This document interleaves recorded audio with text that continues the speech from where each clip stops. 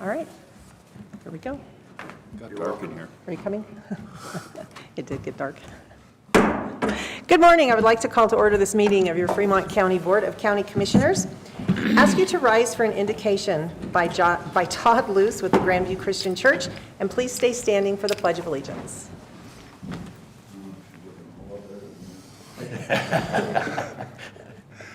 Would you bow with me, please? Gracious Lord, we come before you today and we ask a blessing upon this meeting. As the commissioners take up county business, that it would honor you and be right and just, Lord. We thank you for the change in the weather and the moisture that we're getting. We thank you for all that you do for us. We pray this in Jesus' name. Amen. Amen. Amen. I pledge allegiance to the flag of the United States of America and to the republic for which it stands, one nation under God, indivisible, with liberty and justice for all. Thank you, Todd. Thanks, Todd. Roll call, please. Commissioner Bell, Present. Commissioner McFall, Present. Commissioner Grantham, Here. County Attorney Bellis, Present. County Administrator Carochi, Present. Planning and Zoning Director Victoria. Present. We move next to the approval of today's agenda. We have one minor change to make. That is under item 7, administrative and informational. We are removing item 1A, sales and use tax report. We did that at our last meeting, and we will do one again at our next meeting, but not today. Also, I'd like to note we are not scheduling a public hearing into the future with today's agenda. With that, Madam Chair, I move to approve the agenda. Second. Motion and second to move to approve the agenda as amended. Roll call. Commissioner Grantham, Aye. Commissioner McFall, Aye. Commissioner Bell, Aye. motion carries. Up next is today's consent agenda. We already mentioned we are not scheduling a public hearing. We are approving a tunnel rehabilitation DOLA grant application for the Fremont County Phantom Canyon. Other than that, they are our usual items on consent. With that, Madam Chair, I move for the approval of the consent agenda. Second. Motion and second to approve today's consent agenda. Roll call, please. Commissioner Grantham, Aye. Commissioner McFall, Aye. Commissioner Bell, Aye. motion carries. We move next to administrative and informational topics, starting with staff and elected officials. We will begin this morning with the county clerk's monthly report from Justin Grantham, our county clerk. Good morning, Justin. Good morning, Madam Chair. Good morning, everyone. As you can see, there's lots of things going on in motor vehicle, but not quite as much as last year. So the total motor vehicle fees, sales tax, and recording fees collected for January of this year were $1,623,807.93. Fremont County's portion for disbursement is $918,797.93. That's 57% of the total fees and is $37,544.54 less than January of last year. Year to date, our office is down that amount, All right. which Questions, we planned gentlemen? on. I'm sorry, Which we planned on. which we did plan on. we Expected. Budgeted Expected. I for. don't know if Yes. you planned it, yeah. Okay. Yeah, no, I planned, no, yeah, I expected us to have a lower turnout than last January. Okay. All right, questions, comments? Motion. None, it's just interesting how much money comes in one month, isn't it? It's crazy. It sure is. And how much goes away. And how much And how goes much away goes out. real quickly, yeah. With that, Madam Chair, I move to accept the county clerk's monthly report for Second. January. It has been moved and seconded to accept the county clerk's monthly report for the month of January of 2026. Further discussion? Roll call. Commissioner McFall, Aye. Commissioner Grantham, Aye. Commissioner Bell, Aye. motion carries. All right, and one more thing from our Yes, clerk. just so you guys know, for February's monthly report, the state has decided that in the middle of the month was a great time to update its system. So over a holiday, don't ask. So it may be a little bit longer for February's monthly report because we'll have two of them, one from our old system and one from the new system. And we'll have to figure out all the errors in the new system before we can report it. So just thought I'd make you guys aware. Sounds like a really, really great time. Optimistic idea. on the new A system. lot of fun right there. Yeah, and a lot of optimism as well. All right, thank you, Justin. Well, we can always, take heart in the fact that the state is always just perfectly. It's right on they- top they- of it, They yeah. perfectly merge systems and they always work just as planned. True story, right there. All right, we turn next to our County Administrator, Tony Carochi, for his biweekly report.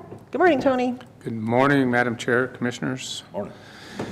I just have one item this morning. It just has to do with our job opportunities that we have posted. We'll start with Fremont County Sheriff's Office. We have a detention deputy position or posting that closes March 18th, and a patrol deputy posting that also closes March 18th. In our Department of Human Services, we have a social caseworker that is part of the Adult Protective Services team. That posting closes today, February the 19th. And in our building department, we have a building inspector position that closes February the 26th. And for the Department of Transportation, we have an operator 1, 2, and 3 posting that closes February the 26th. So for more information about employment opportunities with Fremont County, please visit our county website at fremontcountyco.gov, or you can call our HR department at 719-276-7409. And that's all I have, ma'am. Thank you, sir. Questions for Tony? No, a building inspector, those positions don't come open very often, so. No. Got some great guys up there, and I think one of them's getting ready to retire, so it'll be tough to fill his shoes, but that's a good job that doesn't come open very often. So take note. All right. Elected officials reports. Gentlemen, let's begin with Commissioner McFall this morning. Thanks, Madam Chair. Yeah, first of all, I just want to say that, happy birthday, America. We're going to celebrate it all year long. I think there's going to be a big celebration in the country around July 4th, but if you come into our building, and maybe somebody else was going to say this too, but we've already started our decorations and waiting on a few more. It looks pretty cool in here, so come down to the county building, administration building. I want to say courthouse. It's the county administration building, and check out the flags. Secondly, Commissioner Bell and I are headed to D.C. tomorrow to advocate for Fremont County and Colorado on a national level. National Association of Counties holds its legislative conference. We are in different steering committees where we take up topics that are important to the county as well as the state.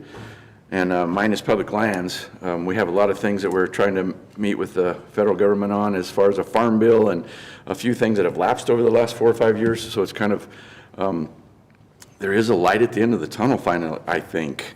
So to get some things funded instead of working on 2018 fundings, which is what's happening right now.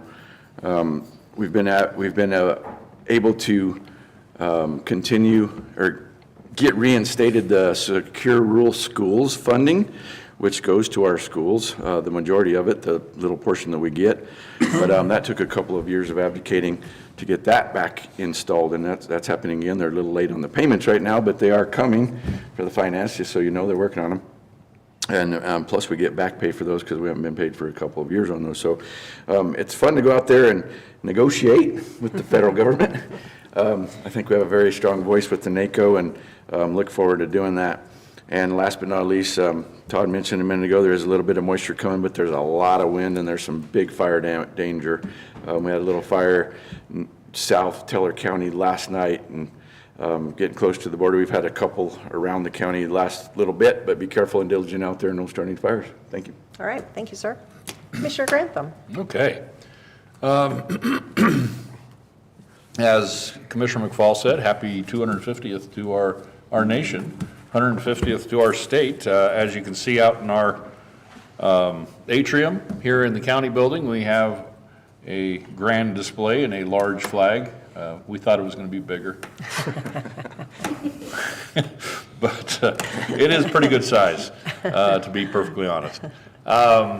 It definitely takes up a lot of space coming down from our ceiling down into nearly down to the floor of the basement. And we're pleased with the outcome on that and really thank our crews for all the work they've done on putting up the displays and all the Colorado and U.S. flags around the first and second level on the banisters going around. We do have more flags coming in, if you can believe that. They are commemorative 250 flags. U.S. flags, I believe they're going to have the 250 in the blue field of the American flag instead of the stars. And so you'll note those as they come in. We were talking yesterday or the day before, about our historical flags, colonial era flags that we also have. They actually arrived yesterday, so we'll be getting those up probably by early next week. When they come packaged, you have to get all the creases and all the wrinkles out of them. But I think, I'm not sure where we're at on the 250 flags, but I think sometime next week we might actually have all the flags up, and we encourage everyone, the millions of folks listening, to come down and check out how we're going to celebrate in one part here at the county with our flag demonstration. The other thing, I don't have a laundry list of stuff to talk about with the state and the legislature. There is a laundry list, it's just I don't have it. In particular, we have a lot of problems going on with funding. Of course, there's a lot of blame to go around. The majority in the legislature likes to blame our federal government, and it's an easy target usually to blame the federal government, but all it's doing is masking their own fault for their mismanagement of state tax dollars and state funds. So with the ongoing budget crises, quote unquote budget crises, that we see coming from the state being down $400 million or $1.2 billion or whatever the number is this week that they claim that they are underwater. It is remarkable to me that in light of the fiscal woes that they claim to have, in light of the fact that they claim that they are trying to fix affordable housing or attainable housing, and in light of the fact that we have all these real problems in Colorado that honestly they have created, that they deem it worthy to go after your guns, go after your ammo, go after your rifle barrels, and to decriminalize prostitution.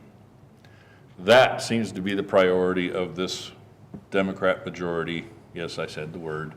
This Democrat majority here in Colorado. It's reprehensible that this is the representation that we have here in Colorado, and it's disgusting that this is a shell game. I don't know, they are trying to get your attention over here with these things, and with all their words on affordable housing, their words on trying to fix the budget problem they created again. And meanwhile, their only real work is taking away your gun rights and legalizing prostitution. So remember that when you think about this legislative session, this legislature, they do not have Colorado's best interests at heart.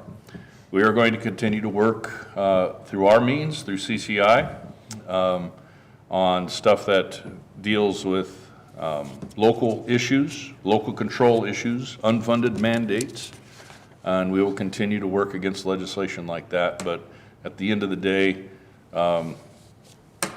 it's unfortunate that we have such unserious people making legislation in Colorado. And that's all I have. All right, thank you, sir. A couple of reflections I would have on some of the things you've already said this morning is, first of all, it's not a basement. It goes from the ceiling all the way through the atrium, I believe, is a much more picturesque word. So I'm going with atrium. Down in the cellar? Down in the cellar. So yeah, they're both right. You need to come in and take a look. Our crews that have done all the work are really proud of what they've done, and it's beautiful. They're proud for a good reason. Also, I would like to echo Commissioner McFall talking about how we're going to be having fun next week in Washington, D.C. So fun might not be the exact word that I would use. It's a lot of work. It's really hard. go from 8 o'clock in the morning until 9 o'clock at night sometimes. We are, I'm up at 3 o'clock tomorrow morning to catch an early flight out of Colorado Springs. That's not a fun thing for me, but the reality is that's the cheapest flight that I could get. So because the county is paying for that, that's the flight that I'm going to be on. We miss weekend time with our families when we're gone. We miss county and community events. We are missing the Royal Gorge Chamber Alliance dinner. We are missing a Lincoln Day dinner. And instead, we're going to be working with others just like us throughout the entire country, talking to our own legislators. We have meetings set up with both of our senators, with our representatives. We are going to be doing what we think is a lot of really good work. And so it's worth it to us. It's not always a fun thing to do, but it really is worth it for us. So we will be back at work next Thursday morning. We'll be back sometime Wednesday, back to work next Thursday morning. The only other thing that... I will be in control. Yeah, that's right. As frightening as it may be, Commissioner Grantham will be here and in control, as he says. The only other thing I did want to mention is April is coming quickly, and it is Child Abuse Prevention Month. We always do a proclamation for that month, which will be coming up in March. But meanwhile, I wanted to let you all know we also do a Living Blue Ribbon photo for this Child Abuse Prevention Month. That picture is going to be taking place a little bit earlier this year. It's Wednesday, March 4th at 1 o'clock p.m. at DHS. So this is the opportunity for the entire community to wear blue. Don't forget that's an important thing. Wear blue. It's a living blue ribbon. We go outside, we kind of arrange ourselves into a ribbon shape out in the field, and the county IT department gets their little drone up in the sky and takes pictures of all of us. And so it's a pretty cool event. I just wanted to open the invitation and let you know anyone who wants to show up that day, you are more than invited to be there. I think that's all I had. Anything else? All right, let's move on. As commissioners, we do value what our community has to say to us, so we always have an open call for citizens who wish to address the commissioners on a matter not scheduled on today's agenda. Do we have anyone in the audience who would like to rise and address the group? All right, seeing none, we will move on. We have no old business today. We'll jump right into new business. Item number 1 is requesting the issuance of a malt, Venice, and spirituous and fermented malt beverage special event permit for the Royal Gorge Chamber Alliance for an event at Observer Ranch at County Road 123, address is 4509 in Penrose, on March 12th from 4 p.m. to 8 p.m. We have with us this morning from the Chamber Alliance, Emmy Dennehy, to tell us what's going on. Good morning, Emmy. Good morning, morning. guys. Thank you for being here. Thank you for having me. Well, first off, tomorrow is annual banquet for the Royal Gorge Chamber Alliance. We will be giving out our Citizen of the Year Award, Volunteer Tourism Champion. We have a few prestigious, I guess, awards to be handing out tomorrow, which will be fun. And that starts at 4:30 at Pathfinder. I think it is a sold-out event this year. That's so. great. Congratulations. Yes, lots of work to be done. The Observer Ranch will be our business after hours for the month of March. And so we're excited. They have the campgrounds out there. They're doing a lot of exploratory stuff for children and homesteading and gardening. It's a really neat facility if you get the opportunity to go out there. And they have graciously agreed to host business after hours for us. So. All right, thank you. I have actually had the opportunity to be at Observer Ranch a couple of times for meetings. You're right, it is a really cool facility, so anyone who may not have had the opportunity to be there, this is your chance. Or you also could stop by, I'm guessing anytime. They have a lot of cool things that are happening out there. So back to the event for a moment. Let me ask you about servers and training. Who will be serving and how have those folks been trained? It will be our ambassadors and myself, and they've all done the city training with alcohol, and we will have our signs up, and usually there's children not present during business after hours. So. It's not your first rodeo. Yeah. Yeah, and I don't think you guys have ever had problems, so thank you. All right, questions for Emmy at this time? Just a quick one, Emmy. The picture shows 3 spots where there's no alcohol signs is what it says. I assume that's exits or Yes. entrances? I'm sorry, I should have clarified Yeah. that. Yes, those are entrances. So you'll have exits. somebody watching those? We will have somebody there as well, and that's usually where the main, in front of the libraries, where we'll do the check-in for everybody for the event. Very cool, thank you. None for me. All right, we turn next to our clerk's office for a staff report. Good morning, Sammy. Thank you. Ms. Dennehy submitted the application on behalf of the Royal Gorge Chamber Alliance on January 21st, 2026 for an event at Observer Ranch on March 12th from 4 to 8 p.m. The application was fully filled out with the check and supporting documents.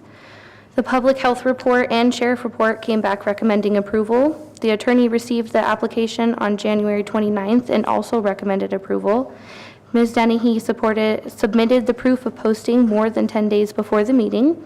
After reviewing the file and hearing other recommendations, the clerk's office also recommends approval.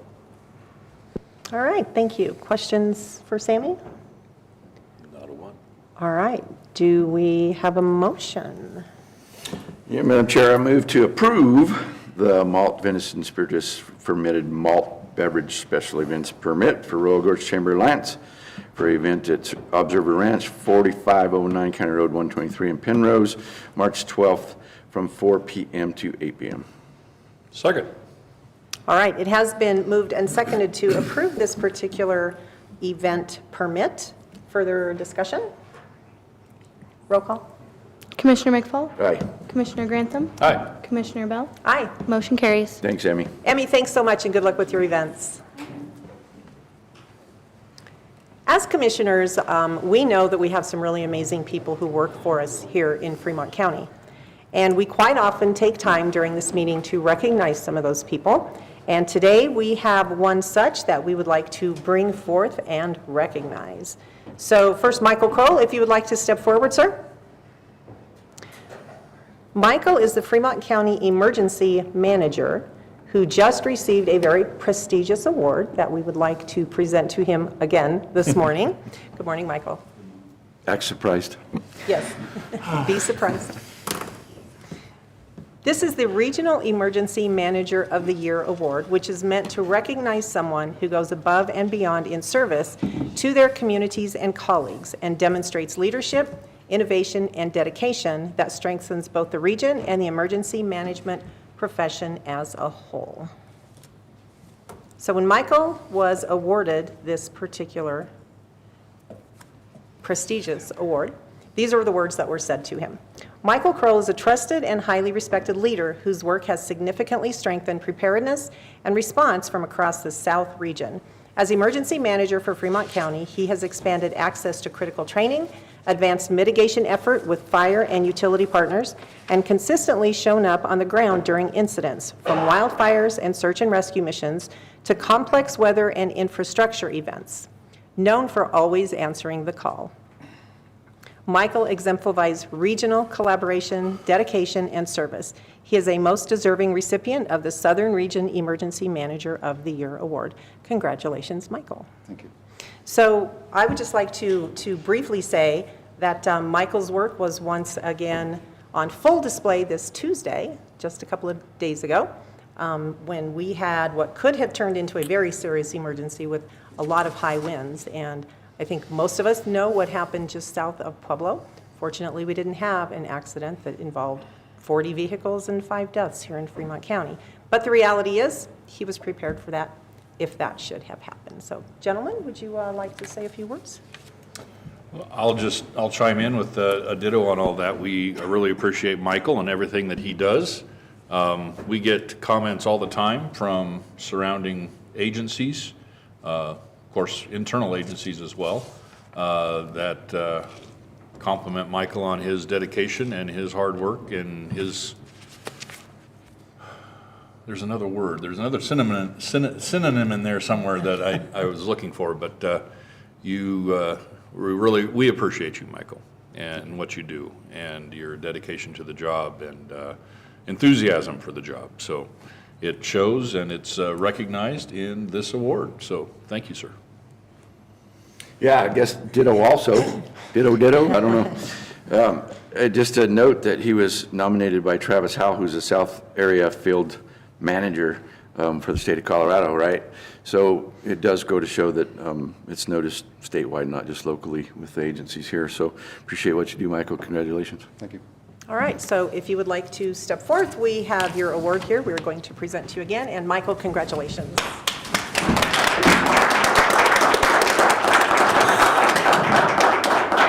We're going down. We're going to go through a picture. We got to do pictures. Did you go? Yeah, you're supposed to go. Shocked this morning.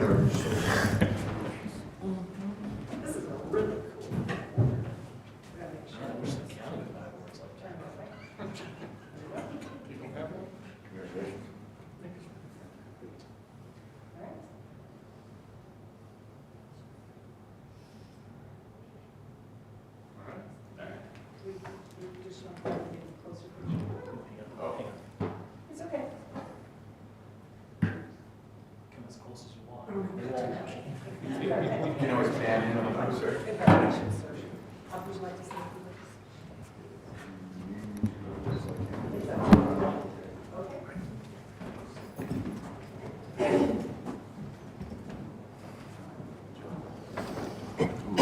We got 5 minutes, so you can speak. Oh, yes. All right, Michael, we would like for you to say a few words, please. Thank you again, I appreciate that. I love what I do. It's for the county, it's for the citizens, the state, the region. I work with a lot of smart people. I was at my EM conference last week, and there are a lot of great people that I work with and collaborate with, present with.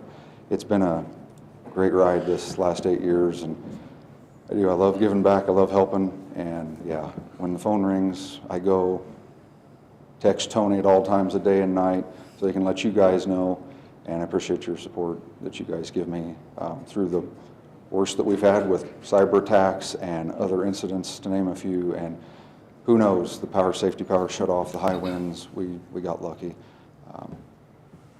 I don't know it all, I never will, I'm not perfect, I never will be, but I do the best that I can and lean on those that are always there and doing other exciting things to help. And hey, do you need help? Sure, that's how we work. So thank you. And like I say, this is part to you guys, my EOC team, everybody that I work with. That's the way I do what I do, and thank you. Thank you so much, Michael. Michael. Congratulations again. That is all of our business today, except for a public hearing that is scheduled at 9:30, which is 3 minutes from now. So I will ask my commissioners if you have anything you would like to address at this time. If not, we will just take a short recess. All right, short recess. We'll be back in 3 minutes.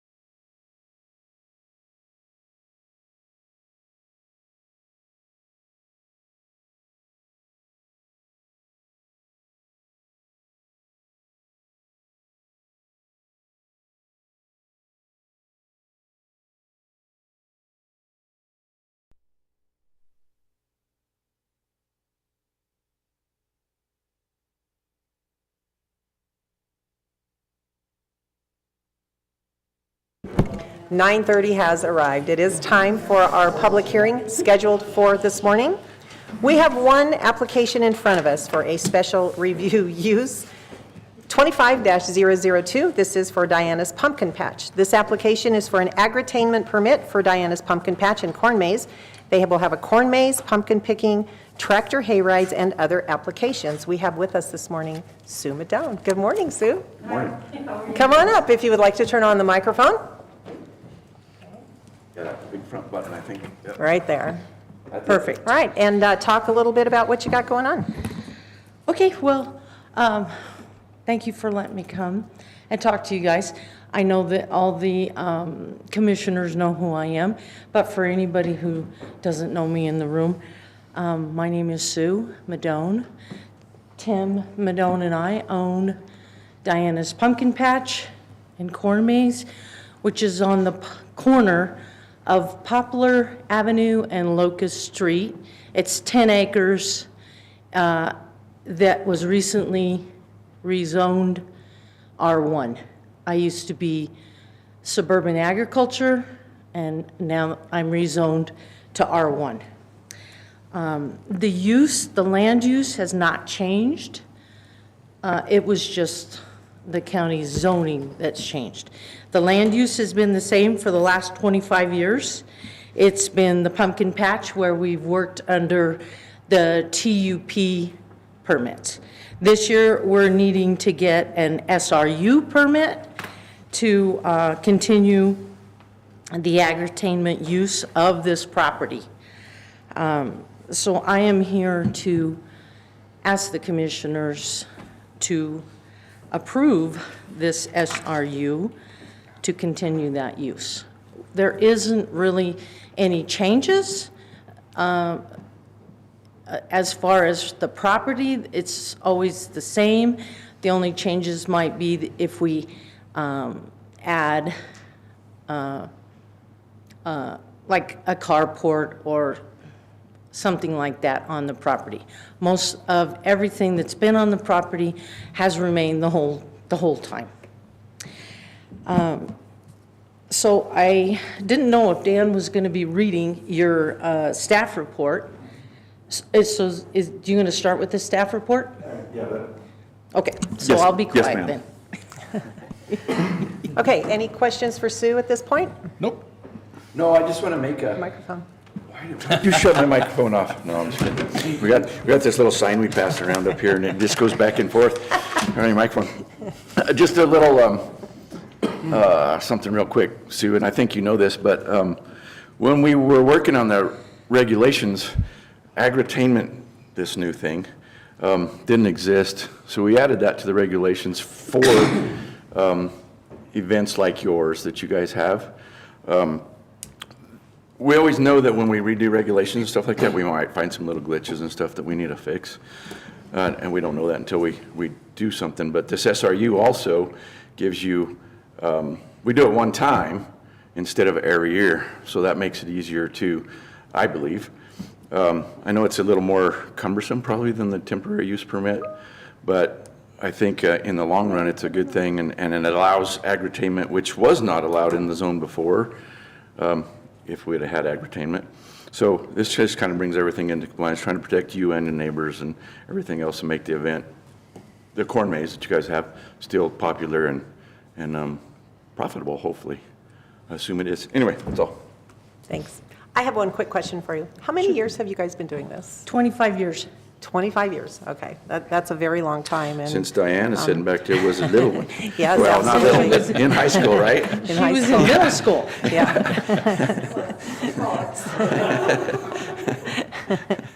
Young one, I should say, right?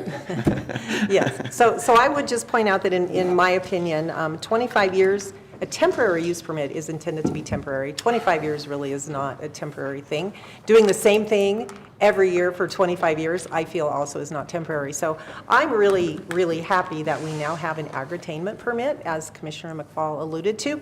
It took us a lot of time, effort, and energy to get to this point, and we're really happy to have you here with us this morning, so thank you. All right, anything else before? All right, let's turn to Dan. Good morning, sir. Good. Planning and Zoning Director Dan Victoria for a staff report. Good morning, everyone. Good morning. Yep, so here we have SRU 25-002, Diana's Pumpkin Patch for an agri-tainment permit.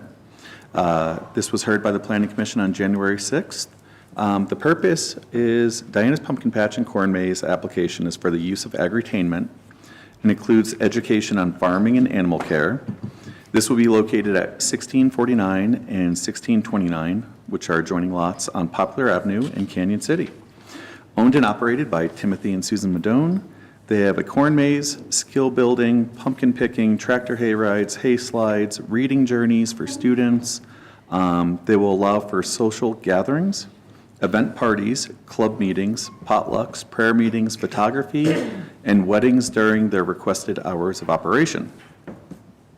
So for the requested hours of operation, they will operate from September 20th to October 31st. This permit is for the life of use. Monday through Thursday will be 9:30 a.m. to 12 noon. Friday and Saturday will be 10 a.m. to 9 p.m. Sundays will be 10 a.m. to 6 p.m. Reservations allowed for after hours on the weekends, but will always close at or 9 p.m. For employees, they'll have 6 to 10 employees, contracted security during the weekends, estimated at 2 security staff, and 3 to 4 volunteers as needed. For expected guests, Monday through Thursday, 65 to 75 guests per day, with the exception of school events that will host 250 to 275 guests. Friday through Sunday, 800 to 1,000 guests per day. Make sure I have everything in order. I do.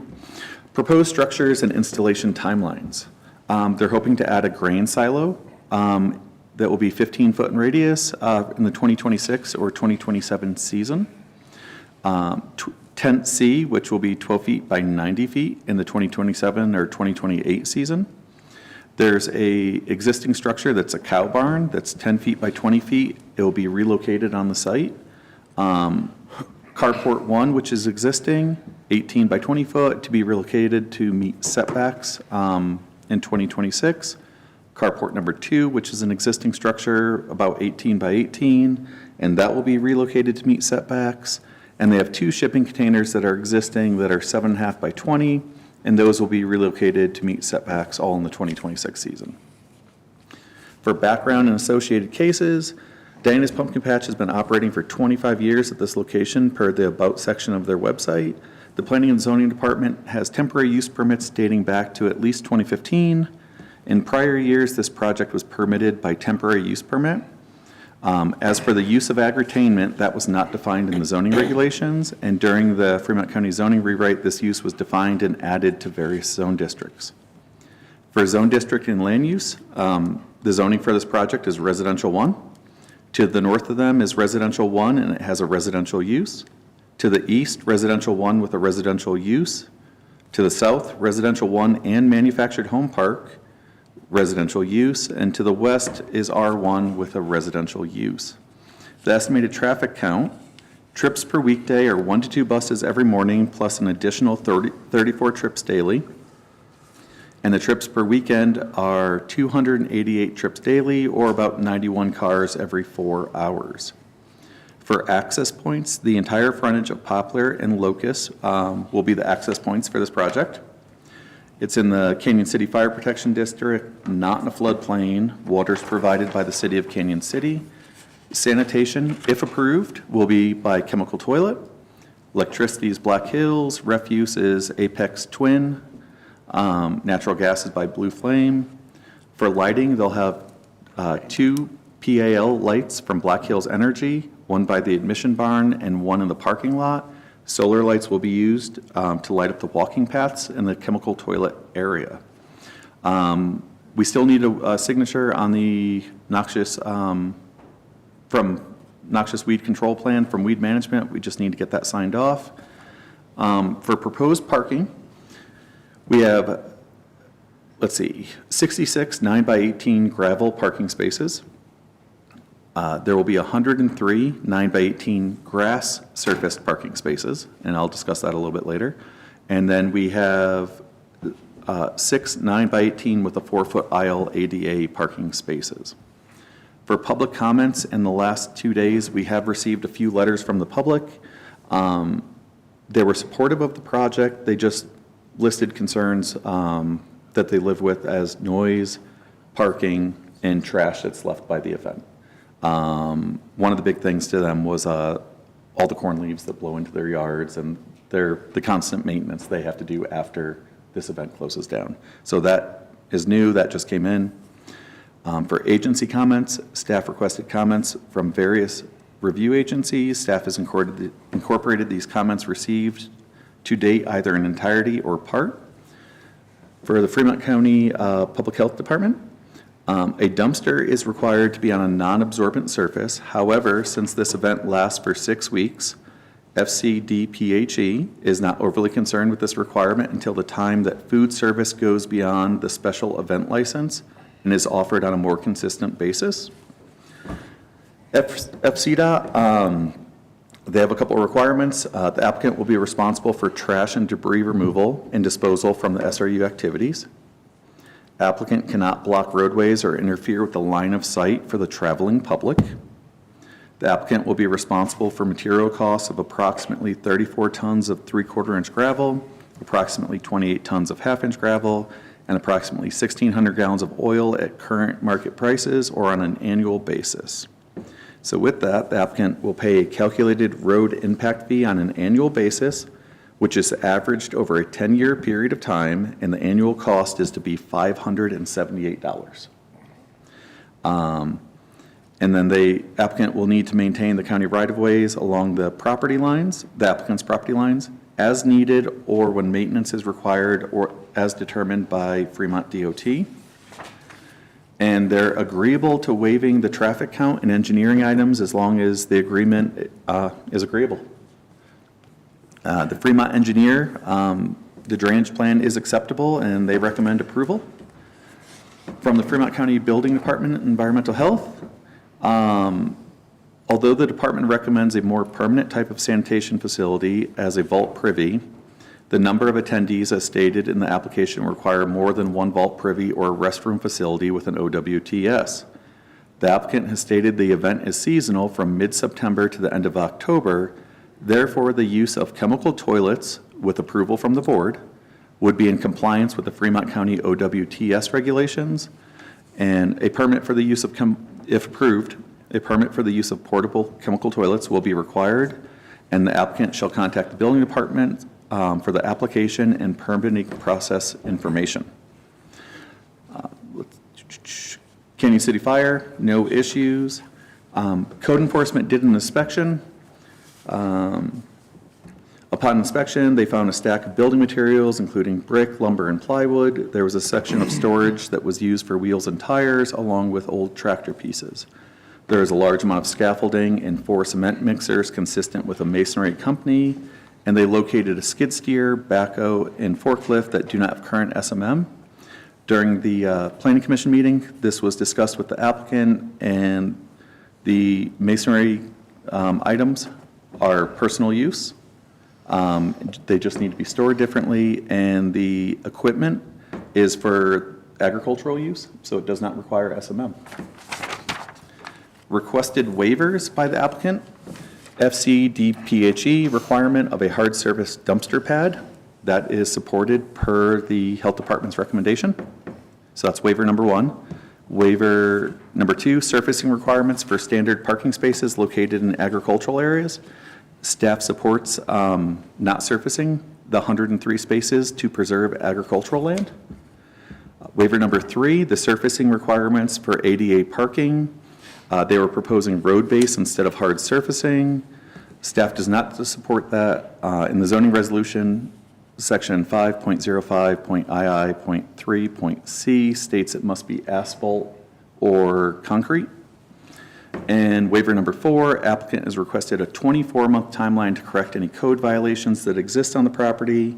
That's not supported by staff. There's not a lot of violations there. We would find it reasonable to have those violations corrected prior to the 2026 season.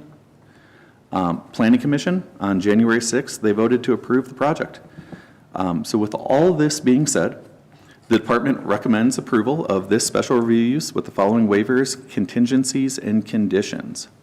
So for waivers that are supported, it would be waiver number 1 and 2. That would be the hard surfacing of the dumpster pad and the surfacing requirement for standard parking spaces located in agricultural areas. That's 103 spaces. Waivers not supported by staff are waivers 3 and 4, the surfacing requirement for the ADA parking, and the applicant's 24-month timeline. We find it reasonable to have it done this year. For contingencies, in addition to the following contingencies, they shall be approved, provided to the department within 6 months with no extensions. Number 1 would be code compliance with any violations, proper storage of the masonry items, and other items defined as junk prior to the 2026 season. Minor red lines to the site plan. This is always pretty common depending on how things go here. There's different things that need to be detailed on the site plan. And number 3 would be the hard surfacing of the 6 ADA parking spaces prior to the 2026 season. And for conditions, it would be number 1, carport number 1 be relocated to meet setbacks. Carport number 2 be relocated to meet setbacks. Number 3, the shipping containers being relocated to meet setbacks. Number 4 would be chemical toilet permits renewed annually and submitted to planning and zoning by the applicant.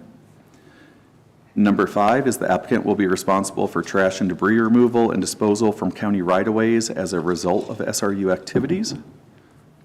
Number 6, applicant cannot block roadways or interfere with the line of sight for the traveling public. Number 7, the applicant will pay the calculated impact fees on an annual basis, which is averaged over a 10-year period of time. The cost is $578 annually, with maintenance of the roadways being performed by the Fremont County DOT every 10 years. Number 8, the applicant will no longer be responsible for impact fees if the permit is relinquished or revoked. And number 9, the applicant will need to maintain the county right-of-ways along the applicant property lines as needed or when maintenance is required as determined by Fremont County DOT. And that is a mouthful. That was a lot. Thank you, Dan. Yes. Questions for Dan? Clarifications? Yeah, Dan, on the waivers, waiver request number 4 on the code violations that you're referring to there are the storage of the masonry items, anything else? There's a few other items detailed in the code report with some lumber and some other stuff. It's been offered to the applicant that code can go out there and meet with them and let them know what those items are. But all that stuff is in the pictures that's in the packet? It's all in the pictures in the packet, and it's predominantly on that north line. Okay, Yep. thanks. Anything else? Nope. No. I do have a question, and I'm not certain if this needs to be directed toward Dan or if it needs to be directed to our county attorney. So when we talk about chemical toilets, we used to have applicants come not only to this board. Time out. Time out for the phone. Thank you for that moment of relief. Sorry. It's okay, no worries. Okay, so we used to have applicants come not only before this board, but also come before this group of commissioners sitting as the Board of Health to approve chemical toilets. I see there is language here that says chemical toilet permits renewed annually, submitted to planning and zoning by the applicant. But I just want to ensure that we are approving that use originally today. So does this language do that, or do we need to add that in here? Because I don't want to make them come to another meeting with the Board of Health to do the same thing we're doing this morning.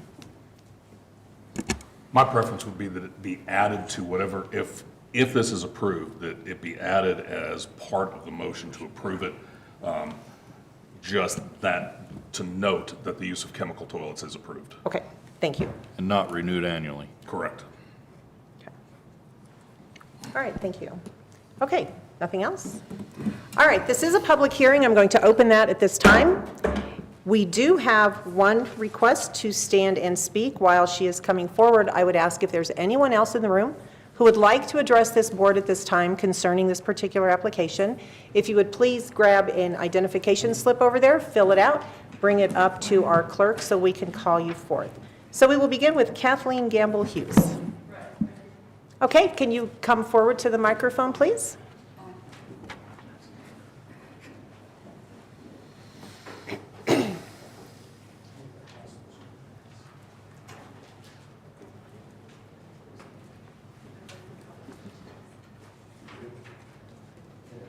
Sean under her stick.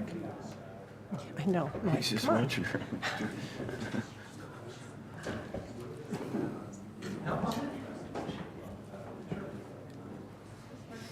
Yes, ma'am. Yes, please.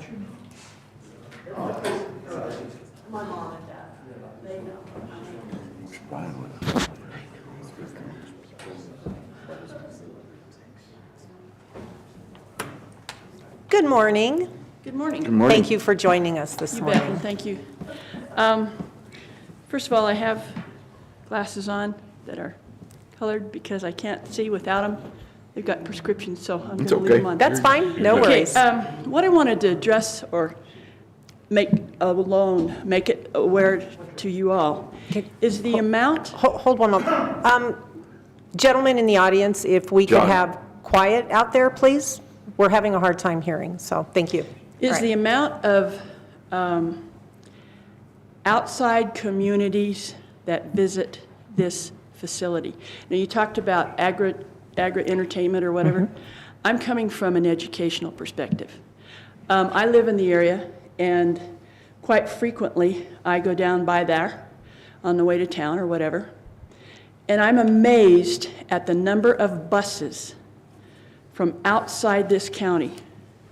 I'm talking San Luis Valley, I'm talking Upper Arkansas River Valley schools, I'm talking Lower Arkansas Valley schools, different counties along the Interstate 25. This facility provides a lot of educational perspective to students in schools in southern Colorado. And I think that that's very important because as we all have grown up in a farming type community and understand the importance of agriculture in our lives, there are certain people in the political arena that do not understand that, and they are pushing to get rid of it. So that's one perspective. And I think that these people need to be congratulated for the educational opportunities that they are providing students in Colorado schools in southern Colorado. Number two thing, I've been a nurse for about 50 years, okay? And I am currently taking care of a young man who is in a wheelchair. And one of the concerns that I have with any kind of cement kind of base is that usually you have grass around it that comes up to the edge of the cement, and it can be devastating if you get a wheelchair wheel between grass and cement, boom, they go over. And I have seen that kind of injury before. And I just want to make you all very much aware of the importance of not having cement because it can be devastating to people who are handicapped. So basically, that's what I wanted to share with you all. And I appreciate the opportunity to come and speak. Thank you so all. much for being here this morning. bet. We You bet. appreciate you. Thank you. All right, up next, we also have Charles Punker Sr. Would like to come and speak?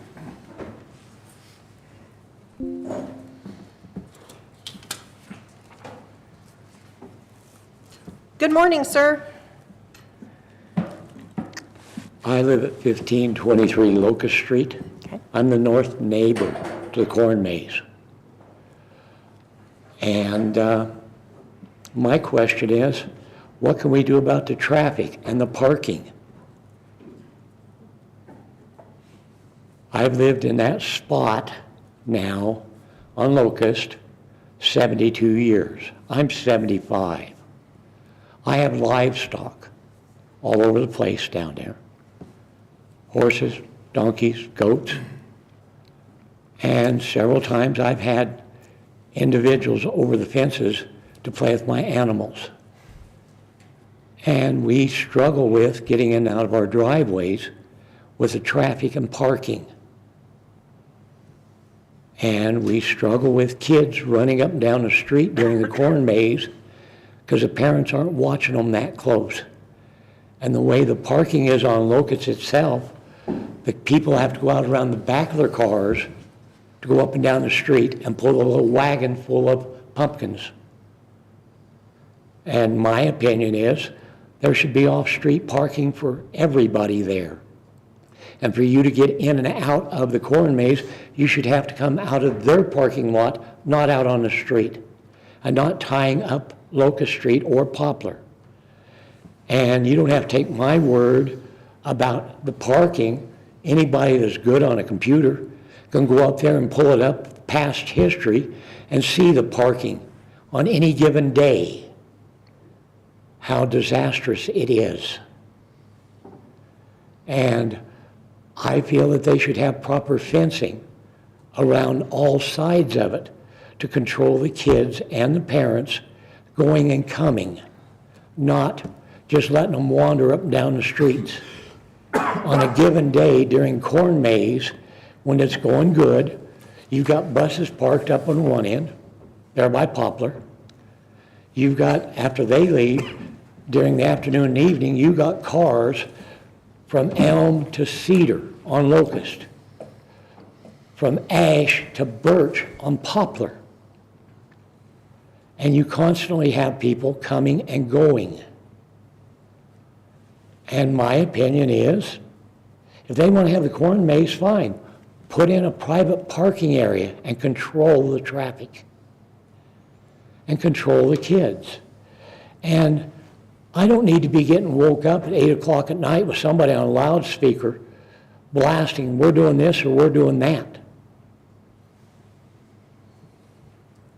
I'm for a place for the kids to play, but I don't think they should have to pay to go to a private park and the neighbors around there having to put up with it instead of just over Halloween year-round. Now, I have horses and we ride the streets legally. If you have that going on, how am I going to come out of my driveway and take a right and head south up Locust to go out Chandler or go to rodeo grounds or to ride through Brookside and get on the Riverwalk without fighting traffic? And I honestly don't think we need another park. We've got plenty of them. But I do think, being this goes right along with the corn maze, something needs to be done about the fencing, something needs to be about the noise, and something sure in the heck needs to be done about parking and traffic. Okay, thank you, sir. I would like to point out to you, sir, this application is not for a year-round park. This application is for operation from September 20th through October 31st every year. It is not for a year-round event. But if you fix traffic, parking for this, it can be continued on for the other when that comes up. Okay, In other words, we don't need this right now. okay, thank you. Is there anyone else who would like to speak to this application? Ma'am, I would like to say that I do believe there is some parking spaces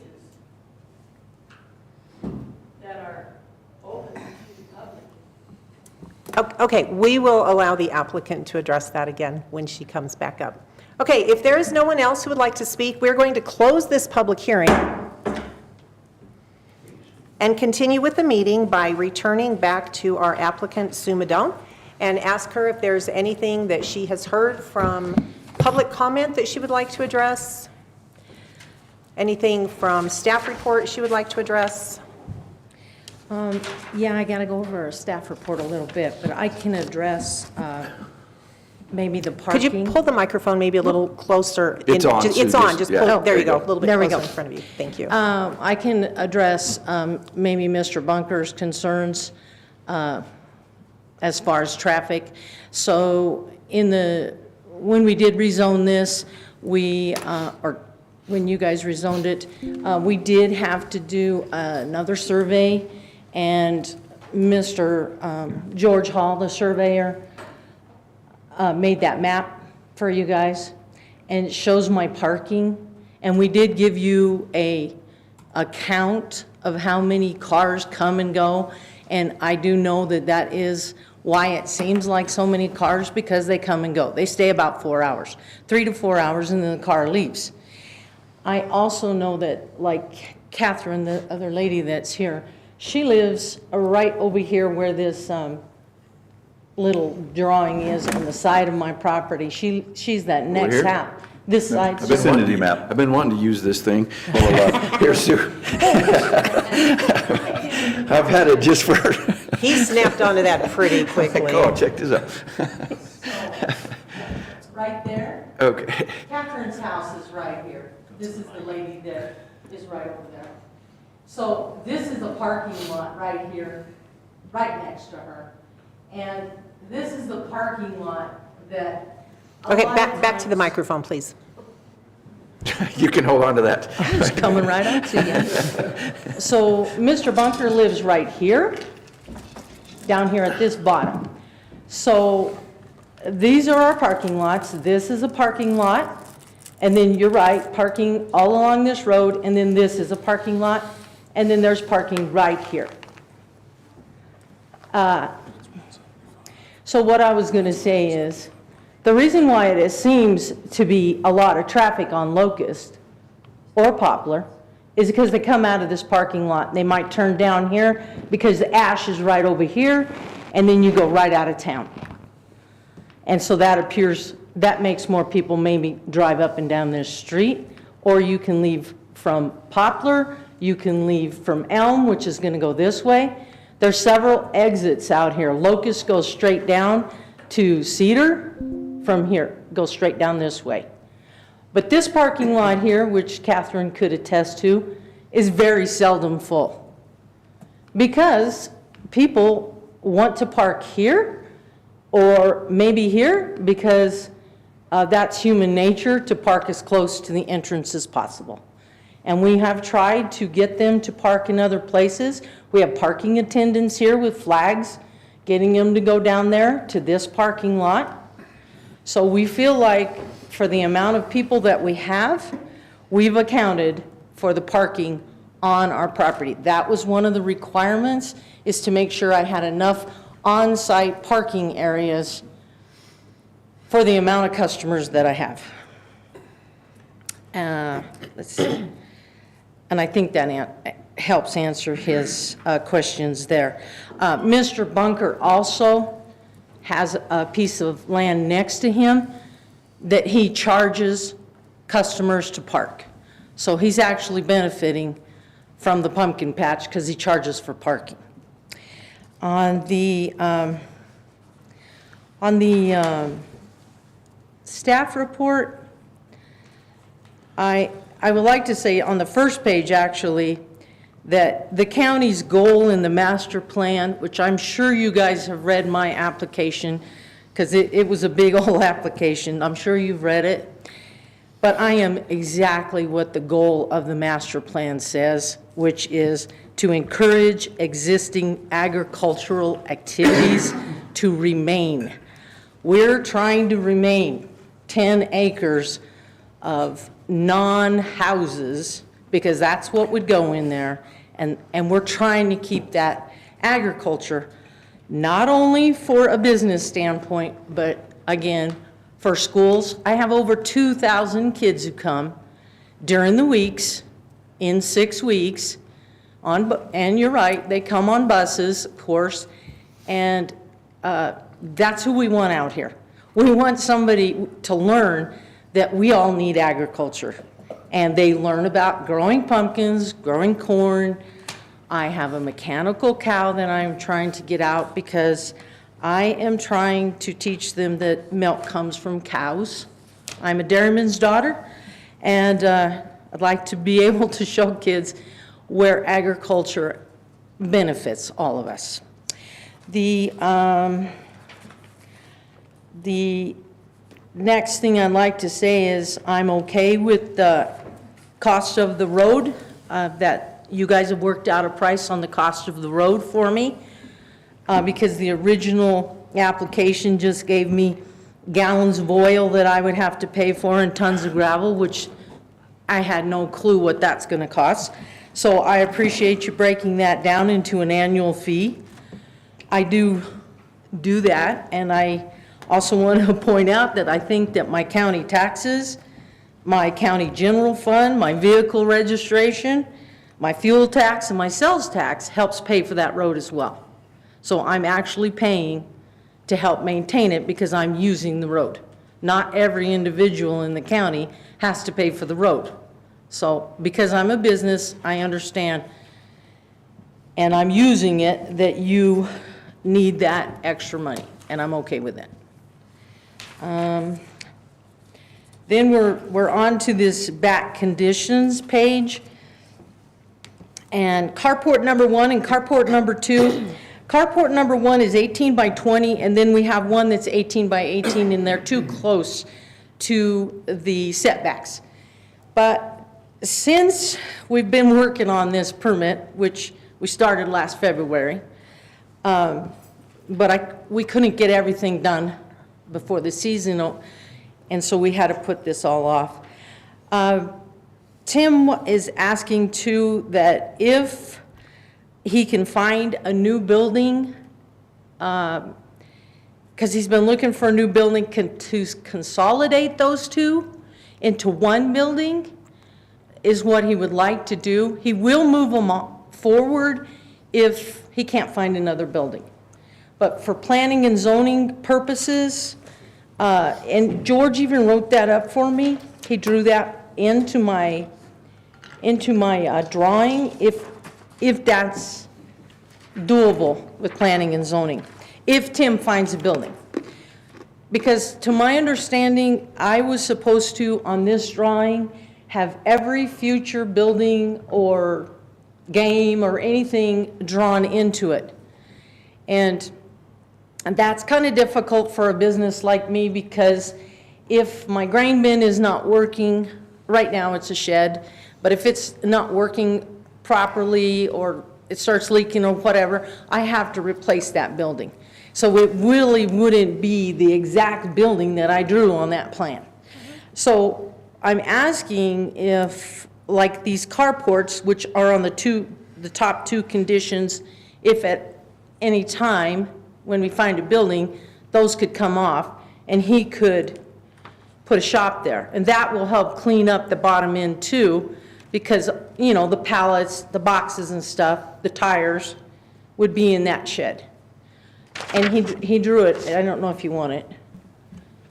All right, yeah, if you can get that to me.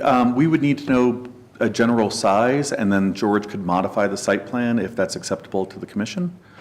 If not, after the fact, we have the ability to do a minor modification if you don't know size of what's going to be there. So it kind of depends on where you are in your process. Okay. But there is a method, either now or later.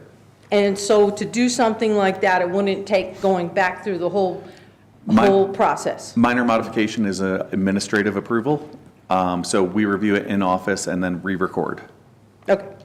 So that is condition 1 and 2. So either it'll be moved off or he'll find another building. Okay. Sorry. And I just to reemphasize, any new building that would replace the others would have to meet the setbacks also. Yes. Right. Yep, anything new will have to meet setbacks. Yeah.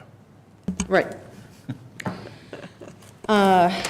The number 3 item is the shipping containers, and he's going to pull them out. Okay. And the chemical toilet permit we've already been through, and I get that every year, so I understand that. And I did go to the health department meeting just one time, the first time when I had to get it, but I don't know how many years that you allow that. but I did So- go so just once. What we're looking at today is giving you permanent approval to use those. Okay, So that was a conversation that I had with our county attorney, so you don't have to come back in annually for that permission. okay, Same as the permit, yeah, same as the SRU. okay. It runs with the perfect. permit. Applicant will be responsible for trash and debris removal on the county right-of-way. I put trash cans out on the county right-of-way when we're open, and I know that people put trash down, and we have the yard guys pick up trash every morning. We don't really at night, obviously, because we close at 9 o'clock, it's dark, but we have them pick up trash every morning because I want the farm to look good. We don't block roadways. If a vehicle customer actually blocks a roadway, most generally, that homeowner will say something, and then we can get that car moved. A lot of my neighbors that live there park on the county right-of-way. And unfortunately, it's like a pattern. If there's 3 cars parked on the county right-of-way for a homeowner, it's pretty easy for a customer or anybody else just to drive by and park there. It's kind of sets a pattern for them. And so I'm not saying that it doesn't happen, but I can attempt to keep them off the county right-of-ways. And thank you for taking when we close the business, thank you for writing that in, that we're not going to be responsible for it, the road anymore. The other issue I guess I have is the ADA parking. So I have gone through this ADA stuff, and I have actually looked through the state and the federal ADA standards. I printed you out something. Whether it be good or bad, I'm just offering. Okay. So the very first page Thanks. is what Thank you. planning and zoning has told me. The very first page, here you go. I have more. The very first page is what planning and zoning sent to me. And they marked out the regulation 28 CFR Part 36, published by the Department of Justice. So I had that, because Dan gave it to me. So then, of course, I just put that in. I've put it in Google, which I do know that Google is not always 100% correct. I've also been to the ADA site. I have talked to ADA counselor here in Canyon City, Butch Betchler. I've talked to the ADA representative that represents Fremont County, Lamar, Penrose, all of this area, Pueblo, and she is in my actual application. Those guys are all in my application, where it says that the federal government and the state government do not require concrete or asphalt. It says on page 2, they do not mandate a particular material like concrete or asphalt. And if you turn to page 3, it says accessible parking spaces must have surface that's firm, stable, slip resistant. Page 4 is the state of Colorado's, and they do not require concrete or asphalt as well. Again, they list firm, stable, slip resistant, but do not mandate a specific material. So what I'm asking So here. just to be clear, I just want the record to be clear. Sure. So everything that you just read actually comes from ChatGPT. So what you're reading from is ChatGPT, and I just want the record to be clear. Yeah. That where that's coming from. And I will be happy to address what the actual laws are if the commissioners need that.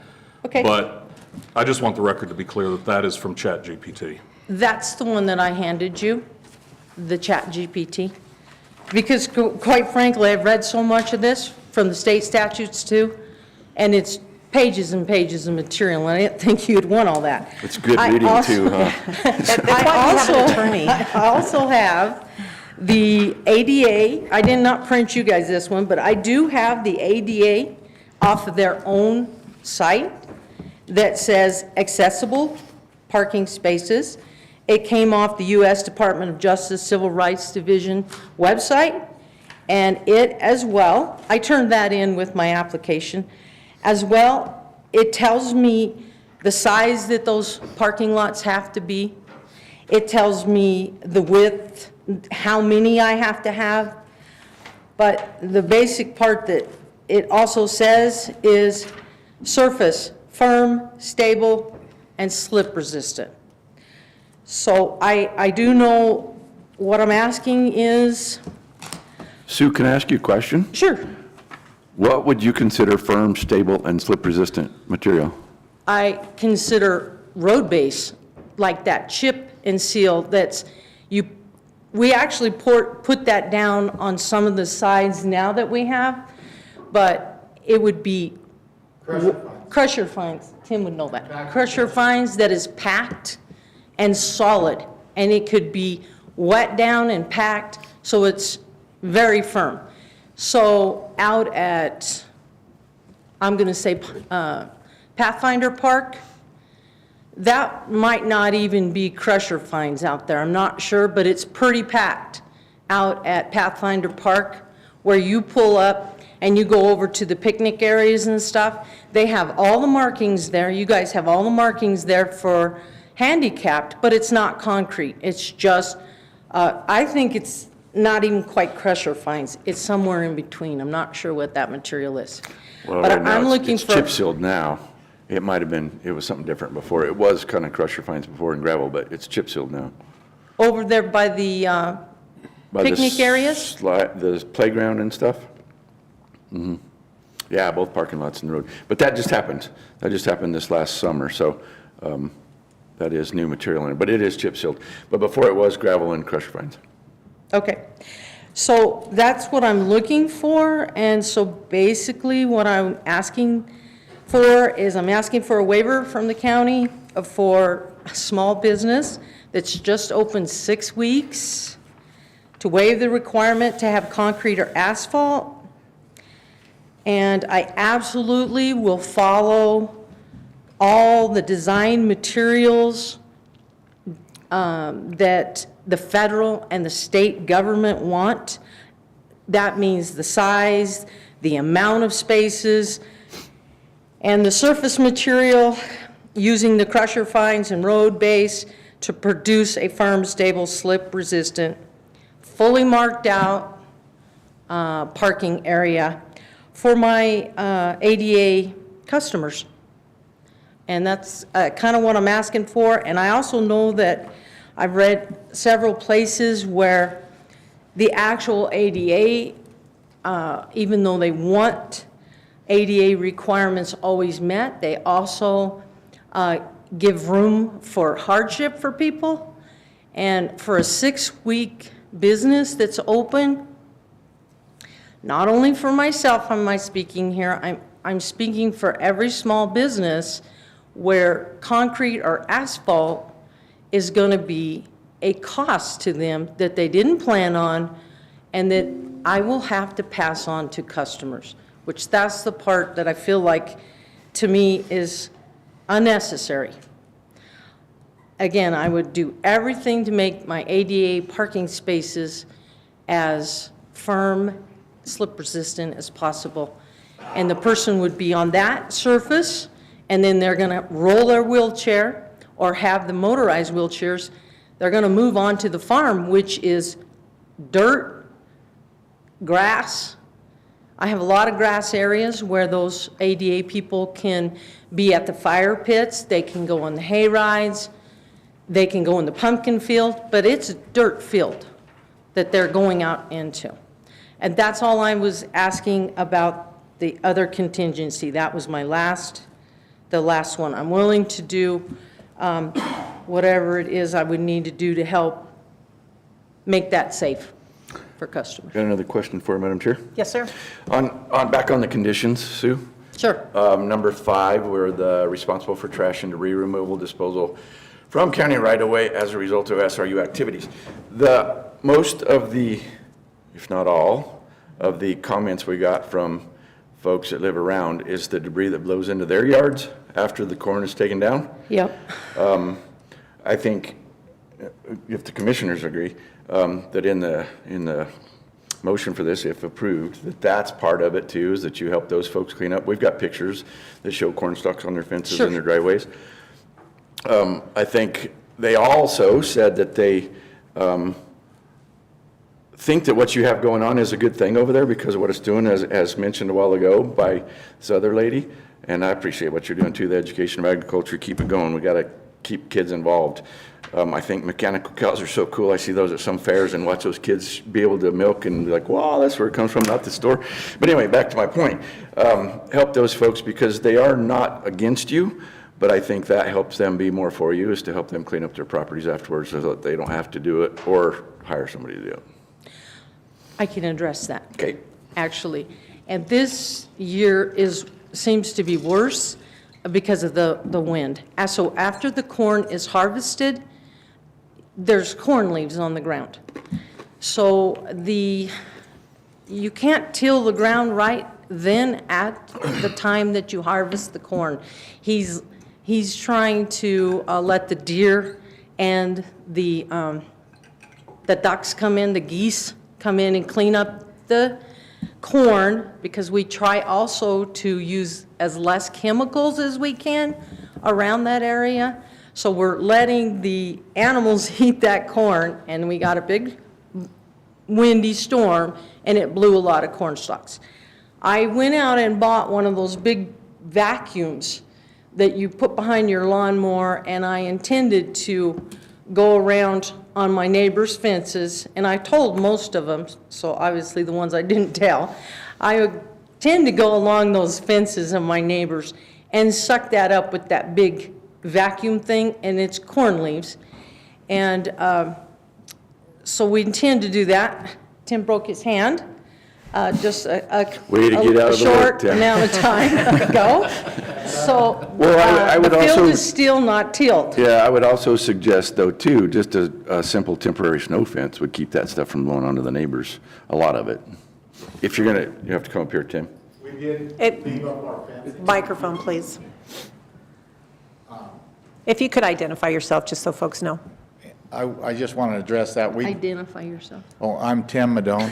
Thank you. And I wanted to address that. We did leave our temporary fencing up in the parking lot of the grass field in front of the 1649 Poplar House and along the Locust Street as much as possible. I had to remove some of that to take down the hate straw pyramid and stuff like that, but it caught as much as it could. It's an extremely dry year this year. It is. And as everybody knows, when it's drier, we have more wind, it seems like. Dryness brings on more wind. And so,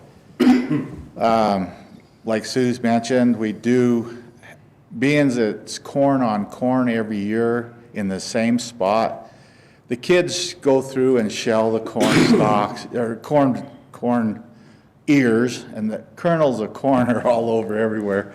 And they have fun doing that, but it does create me a problem because I do have to prolong my farming practices, and I have to let the geese come in, clean it all up after it's combined, and the leaves are the problems. They're fluffy, they blow, you know. So we are working on. Well, I think your cleaning up vacuum leaves. thing will be a Yeah, good help it too. is, and it's, So we know that's an issue. and we are going to try to In the help. past years, I've always tried to get on it as quickly as possible. As it turned out this year, I broke my dang hand, and that created more problems. Can't do what I normally do. And so it delayed some of the farming practices this year. So I would have been probably on it 3 weeks earlier, but I'm 30 days into this and it's not healed the best. So, but that's my problem. But anyway, normal years, it would be like middle of January, I would have already been working the field and getting the corn stalks and corn leaves turned in to the soil and get some dirt on them so that the wind don't blow them.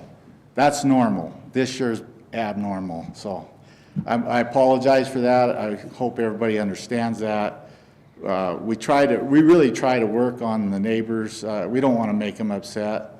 We want to try to get along with everybody, and I know that's an issue because it creates them a problem because they got to clean up, corn leaves. But that said, there is tree leaves as well that blows around, and everybody's tree leaves goes from this neighbor to that neighbor to so on and so forth. So it's not just corn leaves. But what you are seeing is corn leaves because guess what? They're the brightest, right? They're bright and they show up on fences and stuff like that. So I get that. But we do work hard to try to maintain that problem and curve it. And we have a large vacuum that goes behind a small lawnmower tractor, and we can go along and suck up what we can. We did that last year as well. Thank you. Like I said. It just looks worse this year. We Yeah. saw it too.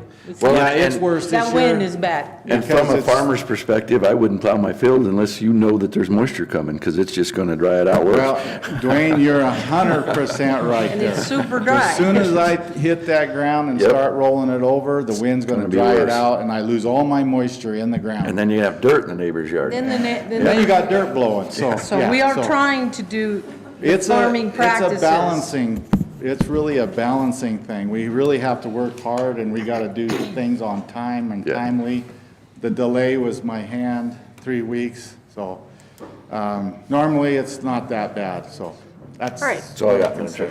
Okay, thank you. Thank you. Anything else from you, sir?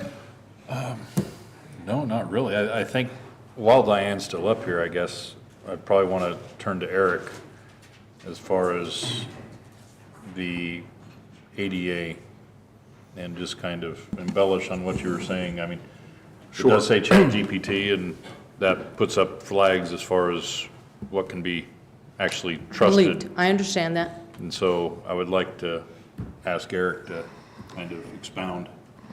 Sure, and the reality is ChatGPT really is pretty good. It just is not to be trusted. It's not reliable, but it got the right phrase in this case with respect to surface requirements. That phrase is stable, firm, and slip resistant. Now, none of those requirements appear in the Americans with Disabilities Act or any other federal statutes.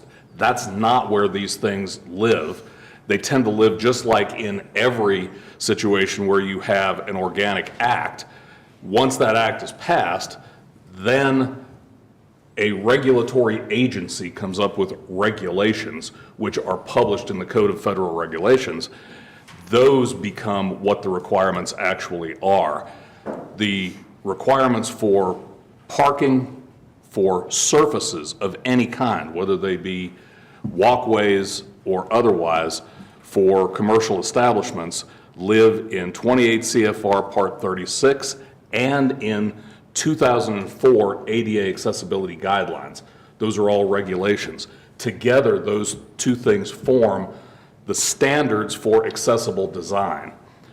Section 302.1 of the standards for accessible design requires that all surfaces, and that would include parking places, but it includes all other surfaces too, be stable, firm, and slip resistant. That is what the law actually requires. Now, these regulations do have the force of law, even though that's not found in the Americans with Disabilities Act itself. Those regulations do have the force of law. So that's the floor. That is the bottom standard. Gotcha. Okay. I think what's tripping us up maybe a little bit is even ChatGPT agrees that local building codes sometimes have their own requirements. Our local building code does specify either concrete or asphalt. And so what you're really asking for is to be able to comply with state and federal regulations without it having to be concrete or asphalt, correct? Yes, Okay. But the intent is still to put in the handicap parking yes. spaces Absolutely, for their proximity, et cetera. yes. Okay. Yes. All Okay. right. Oh, I have one more question, I'm sorry. I said I That's was okay. done, No, go right ahead. but I'm not done. And this is probably for Dan, Mr. Victoria. You talked a while ago about the noxious weed plan, and then I see in here where Sue has signed a thing I saying she's did. an applicator and takes care of noxious weeds. Does it have a signature from Brittany Pierce? Yes. Does it? I don't know, I gotta find it again, Oh, but, I sorry, just, I do have it. So normally Brittany's been waiting until there's an approval in order to get to review an application because from spring to the end of fall, she's so busy. So she's kind of been, with my department, had the agreement that once it gets to this point and it's an actual project, she'll spend the time to review it and sign off on it. So Yeah. last I knew, it did not have a signature, but I could be wrong. well, and it might not, but I know as farmers, they're gonna be diligent about it anyway, so I'm not too worried about that, but I do see the letter from her and then Brittany's request as well, so, I'm sure that'll get rectified if it's. It is signed off. Should not be signed off on. roadblock. So I'm wrong. Yeah, so It happens. It is signed off No, on, so we're good. I was going to say, I could turn it back into you, so you have it for your record in your application. We do have it. Okay. All right. Yes, it is signed, thank you. One other. Okay. One other. Commissioner Grantham. Thank you, Madam Chair. If we do put something in, as far as the corn leaves, I guess I'm asking Commissioner McFall if he thinks that would be necessary or if what we got from the applicant is sufficient. Well, no, Take that I honestly position. don't think we can make them go clean the neighbor's yard up. But I think just in good neighbors that you would do that, and it sounds like they have a plan to do that, they have a vacuum now and try to do that, and so I think just with the understanding with the board here that that would be your full intent is to help clean that stuff up, because we all saw the pictures too, but we understand well, you can't control the weather Right. and the wind. Unfortunately. And we really intend to do the county right away and the fences. I'm quite sure we're not going to go on their other side. a lot of Because it we on those did that pictures. one year, Well, a and lot we of it got on in those trouble. pictures is on the outside of the Yeah, fence, too. they're stuck to the Yeah. fence. So we can easily Yeah. not be on their property Yeah. and Oh, suck yeah. all that up Absolutely. and So I Go from think you're there. okay there, it's just that was more of Okay. a No, I. statement ask, I Yeah, guess. that's why I don't know. asked. I wanted to make sure that, I've got stuff in my hayfield that I don't know where it came from, so I know how the wind works. I always find more leaves in my yard from not my yard. right. Every year, to your point. I guess the only other question I have, Madam Chair, maybe Dan, you can weigh in on this, because going back to the setback on the carports and the shipping containers, you're talking about replacing the two carports, and obviously anything new, anything replacement, whether it's temporary or permanent structure, has to meet existing setbacks. Right. So really, a question here is whether or not these carports and the storage containers are necessarily to be moved. But if they are moved, they have to meet setbacks. If they're replaced, they have to meet setbacks. Right. If your intent is to replace the carports, that's another factor with the site plan, right? That would have to be adjusted. Yes, sir. But that's nothing we have to make in this motion, as far as a future building that, If they knew the size of it, we could approve the removal of the two and the addition of one and Okay. get it done right now just with a revised site plan. okay. But if they don't know the exact size, this would be best for a minor modification a little Okay, bit later down the road. And maybe that, just to not complicate that, Okay. let's leave that for the future for that building. that minor modification. Okay. If that, is that okay with you guys? Yeah. Okay. I think you're complicating a Why are you non-complicated complicating I'm it? Yes, complicating it. I'm trying to that's my uncomplicate the question. uncomplicated situation that I complicated. Okay. You got it? Okay. All right. And your intent is to move the shipping containers? Yes. Okay. Okay. So I think what we'll do in the motion then, I'm just trying to get things clarified, because it's my job to make this motion today, and, Okay. oh boy. We'll see how that goes. We'll help you. I think what we'll do is leave those 3 conditions in. I was toying with the idea, but if, hearing your intent, I'm gonna leave those in, because they do need to be moved off the line. The only other thing, go ahead. I was just going to ask if the board is ready to make a motion. I am.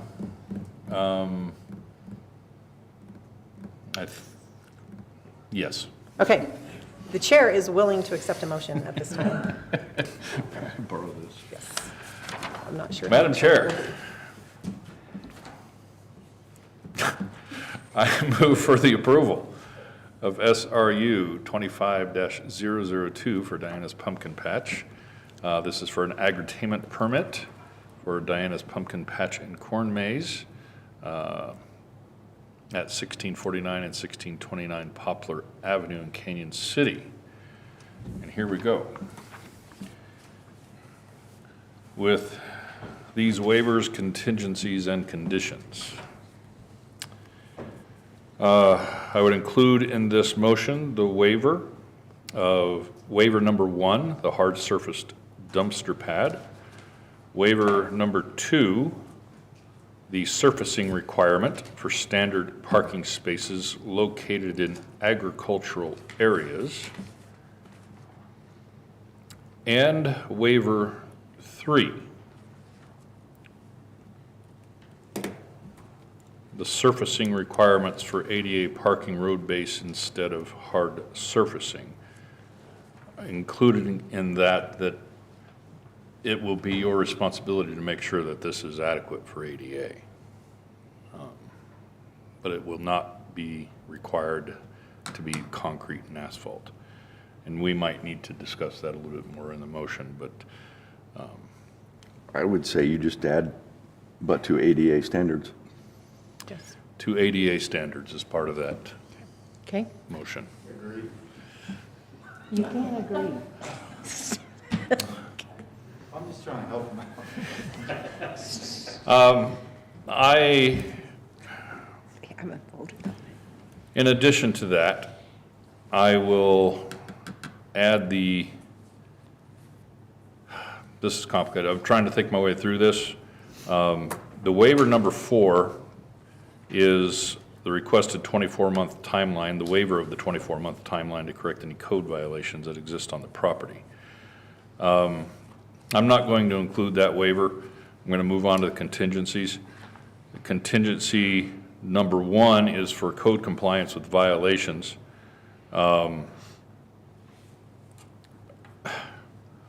Might need some help on this part of the motion. This is going to be a little bit, I'm complicating this probably more so than it Probably needs to you be. are. But the fact of the matter is, we have to be aware that some code violations may occur after this happens, and we can't exempt the applicant from all future code violations. But even though I don't, the masonry items and the wood items I want to exclude from that. I will add the waiver number 4 to the extent of the masonry equipment and the wood piles, those are exempt from code violations. But any future code violations. Or other current. Or other current code Code violations. violations. Sorry, Sammy, this is, Good thing it's being recorded. I'm trying my best.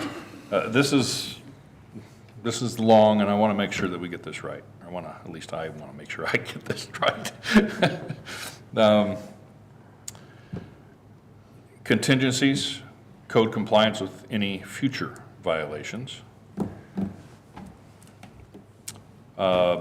Contingency number 2, minor red lines on the site plan. And in conjunction with that waiver number 3, I think, do we need to keep the ADA condition number 3 in there? I prefer to keep the ADA condition, but perhaps remove the Fremont County zoning code part of it. I think it would just work in conjunction with waiver number 3 if we reword that. So include in that contingency number 3, the hard surfacing for the 688 ADA parking spaces compliant with ADA regulations. Yes. Okay. Conditions. Conditions number 1, 2, 3, 4. Do we need to include 4 with No. the chem toilet? We're not including number 4. Condition number 5, applicant will be responsible for trash, debris removal, etc. Item number 6, in conditions, applicant cannot block roadways or interfere with the line of sight with the traveling public. Condition 7, impact fees for the roads, the 10-year period of time, the cost of $578 annually for 10 years. Condition number 8, the applicant will no longer be responsible for impact fees if the permit is relinquished or revoked. Item number 9, applicant will need to maintain the county rights-of-way along applicant property lines as needed and/or when maintenance is required as determined by the FCDOT. And I believe this motion includes approval of chemical toilets on an ongoing basis. Yes, for life of. It does include the chem toilets, the approval of chem toilets during the life of this SRU. Yes, all right. Mr. Victoria, Mr. Bellis, did I cover Good? everything? I believe that covers it. Okay. And I also believe I understand what we did. Same, that's important. Excellent. That's one that understands everything. Will you explain it to us sometime, what we did? I will second that. All right. It's taken us a while to get here, but we do have a motion and a second on the floor. The motion is to approve SRU 25-002 for Diana's Pumpkin Patch, including the waivers, contingencies, conditions, and other approvals as outlined by Commissioner Grantham in the motion. I typically ask for other comments at this point, and I actually have something I would like to say since we've gotten to this point. Last October, I had the opportunity to bring my 2-year-old grandson to your space. And so I had my son, my 2-year-old grandson, and a really good time was had by all. What you guys have done there is pretty amazing. We love to see these things happen in our local community. Congratulations to all of you and to Diana as well for all the work, all the years that it's taken for you to get to this point. I also would like to thank Mr. Victoria for him and all of his staff and all of the work that's taken them to get to this point. I know this was our first venture into the agri-tainment permit, but this is exactly what the intent was, is to get you permitted on an ongoing, continual basis so you don't have to keep coming back, so you don't have an annual temporary use permit that you have to fill out and to continue to do. And so I think this entire effort has been successful. Maybe it's taken us a little bit longer because it was the first one. So thank you to everyone for hanging in there to get us all to this point. And I just want to let you know that we wish you the very best into the future. All right, any other comments? I do have a couple of things. One, I want to address Mr. Bunker directly because we actually didn't, but understand your concerns, and hopefully they can't stop somebody from parking in your driveway. I can't stop somebody from parking in your driveway, but hopefully people have enough sense not to park in somebody's driveway. It's going to happen. Hopefully, though, you guys work with your neighbors. He's one of your neighbors, same as any other one. His suggested a fence in the property, it's not a bad idea to keep him out of the farm machinery or something, but I think that temporary fence in the front too helps with those leaves, that type of stuff. So appreciate you being here, Mr. Bunker, and hopefully you guys can get along and make things work. I want to appreciate you guys for carrying on the agriculture tradition. We got to keep young kids engaged and involved. Constantly working with FFA and 4-H because that's another avenue into the farming and agriculture, ranching business, and it's a dying thing, and we need help. So thank you for what you guys are doing. Yes, Madam Chair. To go along with all of that, this is kind of the growing pains on this, in this new use when we we're looking at how we could make this a permanent thing, and the ideas that were brought by Dan and others as far as the agritainment, so that we can make this a permanent thing to just make it easier on folks. And thank you for going through the growing pains that we have had on this. It happens. Like, as Commissioner Bell mentioned, we had this recently on another situation for the last 2 or 3 years, that the growing pains of a new thing that we could, well, make it a thing in Fremont County, and if others want to do something similar. But we're glad to make this happen. This agritainment is, I think something that can grow throughout this community. Any of these properties, that's, I think, why we kind of looked at it the way we did when it came to like corn leaves and parking and things like this agricultural adjacent uses that, we need to be cognizant of the fact that it's still ag. There's a little bit of commercial, but it's temporary, but we don't want you to have to come in and beg for this every year, so. So, 25 years is a long history, and we'd like to see it keep going. But that's it. All right. All in? Let's have roll call. Commissioner Grantham? Aye. Commissioner McFall? Aye. Commissioner Bell? Aye. Motion carries. All right, congratulations. We do wish you the very best into the future. Good luck, guys. All right. Thanks. Good luck. Thank you for coming out. I'm glad you had fun out there. That's great. Yes, thank you. All right, there being no further business to come before this board, we are adjourned.